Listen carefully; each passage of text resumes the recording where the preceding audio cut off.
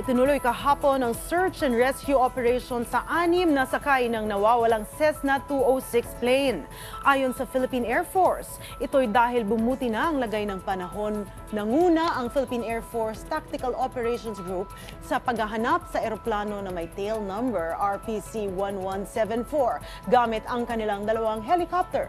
Magkasabay ding isinagawa ang aerial at ground search na pinagpanib na puwersa ng 95th Infantry Talaknib Battalion, Makunakon Police Station at PNP Provincial Mobile Force Company. Samantala sa laging handa public briefing ay ipinaliwanag ni Civil Aviation Authority of the Philippines spokesperson Eric Apolinario na hindi naging madali ang naunang search and rescue operation dahil sa masamang panahon.